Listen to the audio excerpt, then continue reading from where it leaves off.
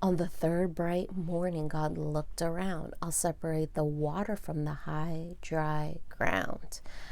The water I shall call great seas. I'll color up the landscape with grass and trees.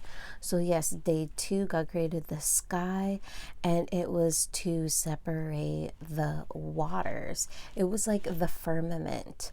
The sky was the firmament, and then it was also apart and separate from the waters below here, that also separated from the dry land, the ground.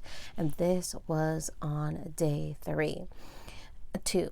And on day 3, God created that dry land, of course, that separated also from the waters here on the ground that became the seas. And then he also created the plants, the trees, the grass, the vegetation. So there was again a separation in day 1, day 2, and of course on the ground, the land and the seas on day 3. So that's what we have going on here so far as Adam tells the story to his boys. And we're continuing on here. He recalls the story that is from God as he had time alone with the Lord and asked him how creation began.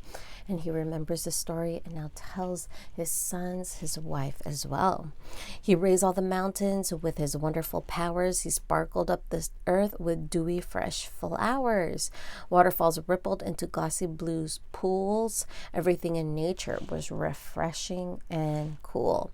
On the 4th bright morning, he liked what he'd done. He rolled up a fireball and called it the sun. A moon he arranged to give silvery light, and billions of stars that twinkle at night. And we know that the moon here does overlap the sun. That's how it becomes also the source of light at night. And here is the sun. The sun just continues to be shining in its fireballness, right? As it says here, it is the source that gives light to everyone during the day and really gives light continuously. So billions of stars also, they twinkle. How beautiful are these twinkling lights, these twinkling stars that the Lord has made. Just a phenomenon in itself, just looking at the stars for what they are. On the 5th bright morning, he worked on the birds, creatures that fly and sing without words. The eagle mounted up at God's command. By the wisdom of God, hawks flew over land. He gave to the peacocks fabulous tails and little top knots to the cute brown quails. He made all the ladybirds and flashy bright males. He gave the sweetest song to the nightingales. But that's not all he created on the 5th day. Not only the birds of the air, but also the creatures of the sea. For the rest of the day, he made something new. He invented all the fish and marine life too. He filled up the oceans and the riverbeds deep with fish that swim and creatures that creep.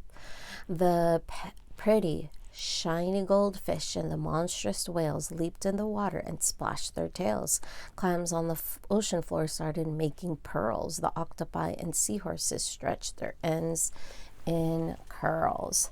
Having different kinds of legs, different kind of body shapes is what is happening here. Even among the same species, the same octopuses have slightly different shapes.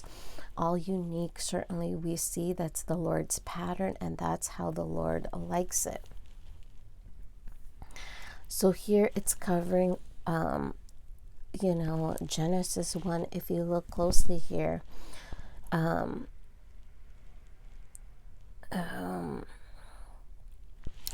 here, and it's like in the Bible that he does talk about here the birds flying above before he talks about the ones that swarm in the water. On the 6th bright morning, he had much to do, forming all the reptiles and the animals too. So he turned his attention to the beasts on the land, zebras in the meadows and fleas in the sand. Fireflies and dragonflies with tails of blue, insects and butterflies with wings that flew, from the crocodile in swampland to the little brown shrew. God formed them all to the last kangaroo. So here the Lord is creating all the different animals here in the animal kingdom. And that's on day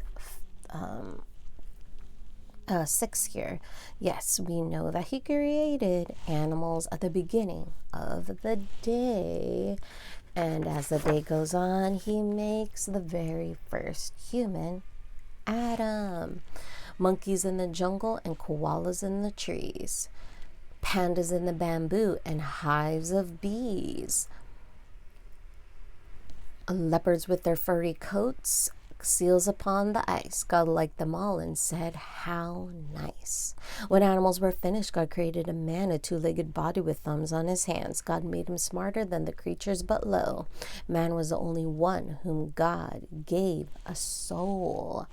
God gave a soul here to mankind, the first one, a man. And so he did. He created the soul to be created in the image of the Lord and also have dominion over these animals that he created first earlier in the day.